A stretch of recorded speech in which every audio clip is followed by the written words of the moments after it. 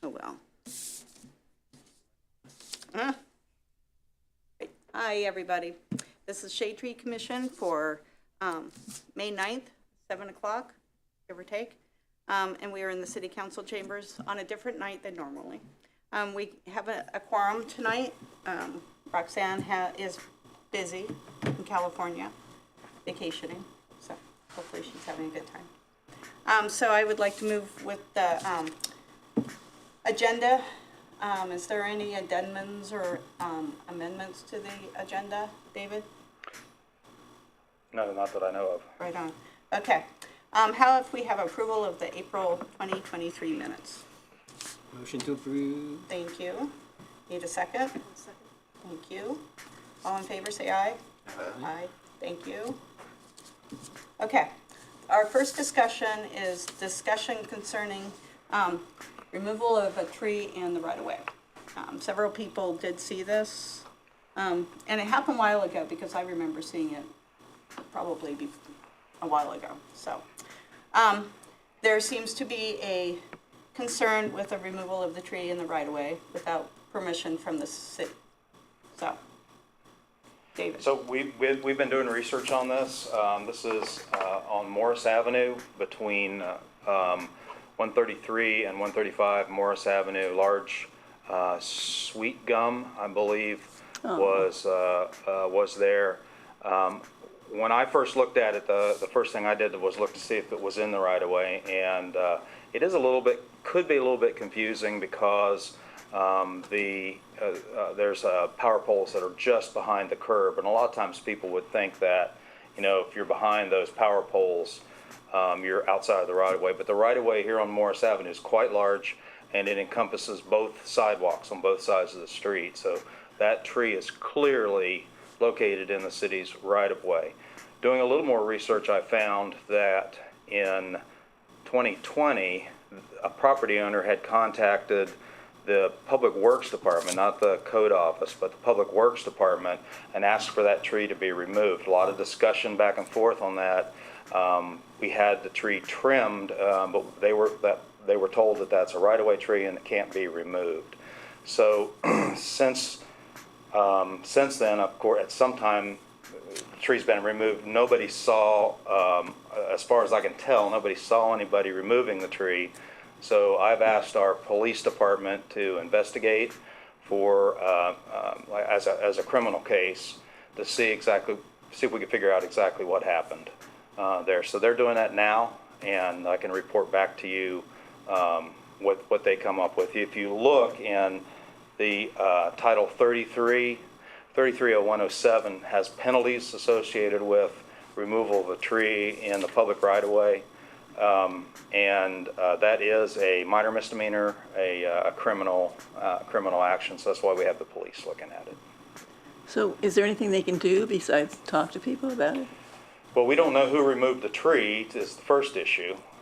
So that's what they'd have to do some investigation to try to find out what exactly happened there and when it happened. And they're better equipped to do that than Public Works or the code office is. Well, I'm not saying that they shouldn't be the ones to do it. I'm just saying, what can they do? Right. Ask the people who did it. Yeah. We don't know. Yeah. That's something we've been working on is increasing some of the penalties too on some of the, I don't know what a minor misdemeanor in this level is, sort of, it's per day or whatever. So, okay. So I understand that it is important that we do have an investigation because if there is removal of a right-of-way tree, that is serious. Morris is pretty obvious which trees are right-of-way. I mean, it's not a murder quite strip. It's big enough to have trees. So, and I think it's a good idea if people have a question, whether it's a right-of-way tree or not, that they should call for pruning or anything. So that's something we do love our right-of-way trees, and we want to keep them healthy. Take them down when we need to. And Do you think there's any lack of information that people have about that? What do you think, David? Yeah, I think we do a pretty good job of communicating to the residents of the city that, you know, that where those trees are and what the right of way is. It's a little bit complicated, as you guys know, but I think we do a pretty good job of getting that information out to our residents. I was just trying to think if I ever heard. I don't remember hearing except here. But would the tree removal companies be aware of it? That tree is large enough that I would guess that it would have to have been a tree removal company that Yeah. took it down. But they are familiar with the right-of-way issues? Yes, they are, yeah. All of our local tree companies, now you could have somebody that comes out of Columbus that we don't know, but any tree company that works in public right-of-way, Athens is not unique. All communities have the same issue of right-of-way trees and trying to protect them, so it's not an uncommon or unknown Seems like issue. we've had a lot of it lately. I guess we've just had the two, the one downtown, Oh, well, yeah. and then this one. Just seems like there's been Yeah, I a lot, asked but I guess it's not a our lot. law director, Lisa Eliason, and we historically have not prosecuted any cases of tree removal in the right of way. So doesn't happen that often, I don't think. As I said, I can only think of this one, and then the one at the courthouse, where they are the only two I'm aware of tree removals in the right of way without approval by the Shade Tree Commission and the City Service Safety Director. Questions? So we'll look for that report after the investigation. That's great. Thank you. Other questions about right-of-ways or anything? No. Okay. Let's see, now, old business. So I told you it would be a really short one. Okay, this is pollinator pathways report. Roxanne is looking at the pollinator pathways. She didn't have a write-up ready for today. I contacted other people, and I didn't get really anything back, so I assumed that being part of this is not going to step on people's toes. Questions about that? So when we know more about it, we can have a motion to adopt it. So Roxanne found a better place to get. Oh, that's my phone. I don't know what. Okay. I don't know what that means. Roxanne maybe found a better pollinator program to join than just be city. Oh, okay. So we're looking at that. So, okay. Questions? Comments? Okay, cool. Student work study update. So, here's our work study student, Zan. So, you can stand up and say hi. Zan and I have been talking about the different programs that we're going to have him work on for, why don't you introduce yourself and. Oh, awesome. Yeah. You have to stand in front of the microphone though. So. Hello. I'm Xander Stoltz. I am now a fourth-year student here at Ohio University studying urban planning and sustainability. So, Great, cool.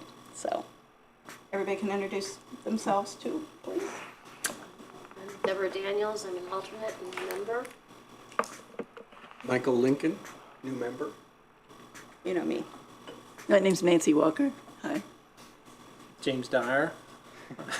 I just taught him in a class, so he's familiar with me. And David Riggs, our code director. So, okay, so some of the things that we've been talking about doing for a couple of the programs, projects that I think that Zan can get done for the summer. One is looking at doing an idea of of a citywide arboretum that you were talking about. So he's going to do some research on that and look for grants and pull in all the other information. There seems to be a few city and Ridges, the city, and not the city, the university have some tree tree tours. Some have tree where you go and look at them with a UPC signal and stuff. So what we want to do is do some research about that and see how that would work out as a citywide program. One of the other things that Zan will be doing is working on the pollinator program. getting that up and running and maybe producing some stylish brochures and stuff. We don't know yet on that one. And then one of the other ones is when he comes back in town, he's going to do a lot of this kind of remotely to begin with. But when he comes back in town, we're going to be looking at aerial and Google Earth maps so that we can identify really big trees in town and see those sort of things. So if we do an arboretum, we can go and look at them and trust and truth the maps that we develop and stuff. So he's going to use the Glenn Matlack process. So, questions? Sounds like a lot of work. It will be. Well, yeah, but he's going to be able to pick ones, so it's more of a buffet. So, Hoping to stay busy this summer. yeah. So, okay. Questions? So, yay. So when you off? Are you off soon? Huh? Are you off home soon? Yes, I'll be going home this Friday. Yeah. Yeah. Okay. Well, don't hesitate to email any of us or David, or I'll also let Andrew Chicky know, so that if you have other questions and stuff. So, yay. Cool. Thank you. Okay. The next agenda item is the bylaws review. I sent out the bylaws. Did we review them? I can send them out again. Okay. So what, I was confused a little bit because it seemed like in earlier minutes you said we don't have it and we're asked to draft it, but then these are existing ones, so I'm not This was a sure- template that I used. They sent out a template. And then I used the template, and that's why there's that yellow part and stuff. So basically, they asked for certain areas that you could change it, and some of it was very Who's they? rote. The administration. Oh, Lisa, Chris, and Steve got together, Chris Nisley and Lisa Elias, and they wanted to have all of the committees have bylaws, because hardly any of them do. So they used the bylaws for the Disabilities Commission as a template, and then I went through and did the things they wanted me to do. So most of it's pretty straightforward. The only things that were not straightforward is the stuff in yellow. So one of the biggest things that I think that we want to really think about and stuff is that we don't have a mission statement or a purpose. We have somewhat of a purpose, but no mission statement. A lot of times those come out of the organic ordinance that starts the committee or commission that wasn't done for this one. So we get to name it. So I think that maybe when Roxanne gets back, we can have a discussion about what we want that to look like. Do you think so? I guess, I don't know, we could talk about it now if you want to, but. Well, okay. What is our mission? I think that we had the MOU. We have an MOU with the Athens Arbor Day Commission. And there are volunteer task people. They go and find volunteers, and they'll work on projects, and they'll go out and plant trees and stuff for us. And so there are our planting cadre. We developed a MOU out of that, and that had some of our desires and stuff. So maybe what I can do is send that around, That would be good, and then we can think about it and because that and would do be the some original, brainstorming. the Yeah. original thinking would be in that, then, huh? Well, for the MOU, yeah. So that was a lot about sustainability and justice. So, Oh, I like that. okay, I'll send the MOU around. How's that? We looked at it a Right. month or so ago. It was like the original document from 1926 or Oh, something yeah, like does that have, I don't know. I don't know if There was I one in marked up a copy 1926. and gave it to right. Catherine. So I don't know if I still have a copy. I wonder if Catherine has it. Did she put it into the minutes, I bet, Okay, I'll take as a look. an amendment? Yes, we did have a shade tree commission, long time ago. Is that right? 1939, was it 39? I would have guessed even earlier because Yeah. it was like That's my Yeah, birth it was year. really early. It was handwritten. You should find that. I bet That's it's the year an I was electric. born. Oh, really? And it was progressive in a lot of ways. So, yeah, let's pull that out. Okay. And then maybe Marietta, we can pull in Marietta's if they have a mission statement, because I think a mission statement should be blared everywhere. You know, well, that's how you grade yourself, is are we fulfilling our mission, right? Yeah. We want to make trees happy in Athens. Happy trees. Ones Because that they don't make have- us happy. I know, because happy trees are, Does Tree City designation require a certain number of meetings? It says 6 Oh, here. that's a Do really we need more good- than that? okay. That's a really good point. Six. Six. Okay. Okay, so we're good. Yeah, okay.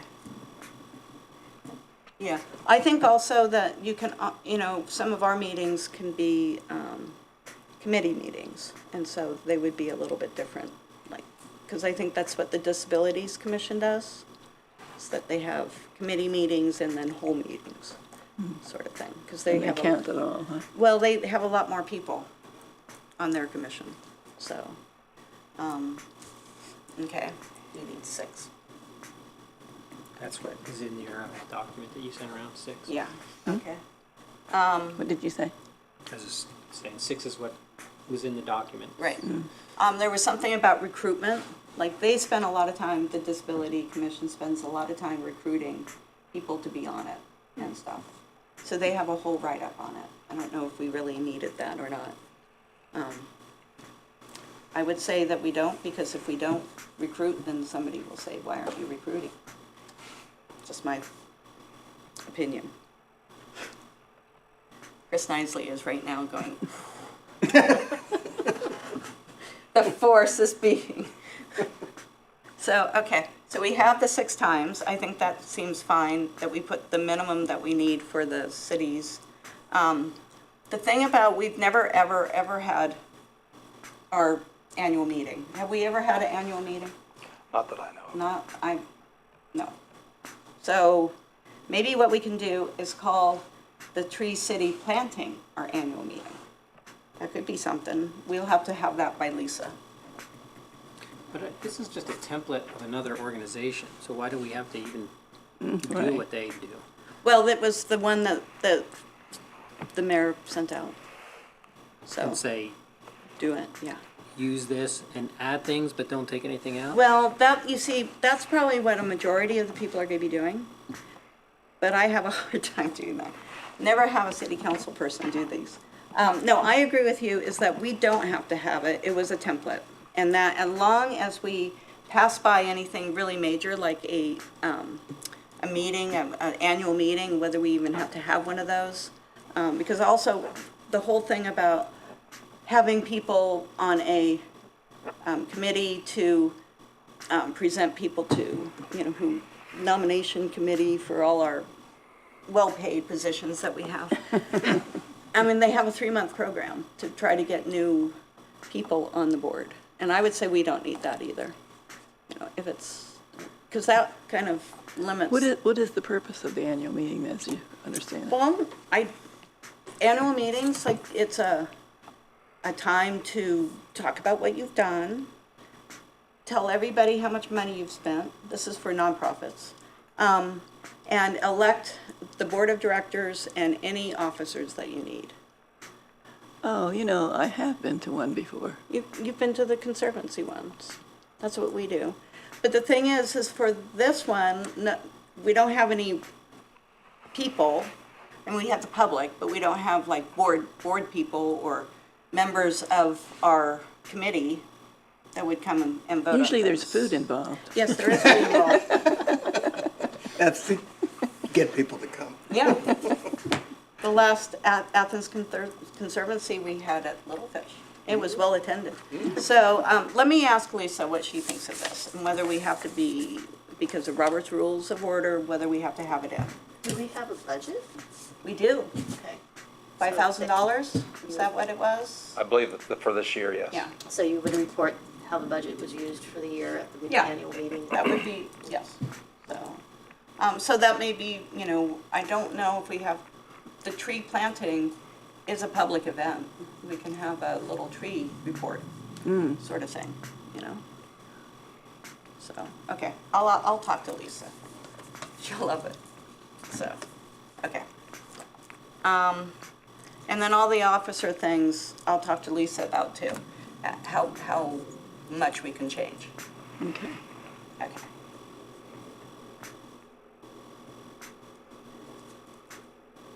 You're looking at my notes. This is- I oh can't my- read them. Oh my God, I have a hard time taking notes. Okay, and then also about the officer election, okay? And that was pretty much it. So, Okay. so we can think about the mission statement and stuff, and then we can do that and write it down and stuff, and then brainstorm it. Maybe I'll put together the MOUs, principles as a mission statement and send them out. How's that? Okay, that sounds good. Cool. Thank you for doing all that work. Oh, yeah. Chris did most of it, probably. Chris and Lisa. Any other questions? Thank you for pointing the Tree City minimum, so, okay, cool.